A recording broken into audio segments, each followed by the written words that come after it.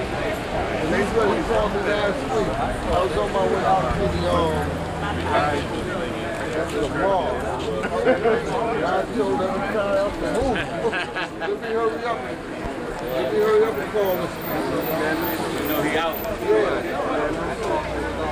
This building holds a lot of memories for a lot of people. And not too long ago, it was operating as a theater. Unfortunately, the operators found themselves in less than good economic times, and they closed it down. The city has since retained title, and we own the building. There's a lot of energy being generated now around future plans for this building. And because it fits so closely into the recovery concept of what's going on over Jefferson Avenue, of the resurgence of this community, a lot of new homes being built, a lot of people are taking stock in their properties. If you ride through the neighborhoods around here, you'll find that people are beginning to, our neighborhoods are looking up, they're looking bright, and families are coming back into this community, and it is time for us to reclaim what we have lost. And this theater is a part of what we have lost, and I'm glad to be a part of what we're doing here to try and reclaim it. Councilman, I just want you to know and others to know that there are investors interested, sincerely, investors that are interested in this block. They've been waiting for us, and I've been talking to them for the last year. I have talked to black filmmakers from New York, from Hollywood. They're interested. They need theaters like this, okay, to play their films. They need these kinds of venues, because many of their films are not seen and distributed in the larger cinemas across the country. So Spike, Reginald Hudlin, John Singleton, they're aware of this.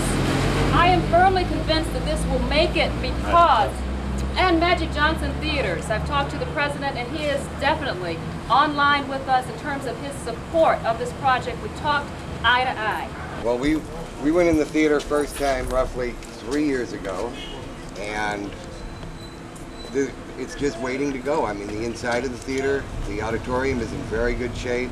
The lobby does need work. It's going to be, if this project does not die, and I know it's not going to, because this theater is going to be like a phoenix for the entire area, coming up and making everything around it grow.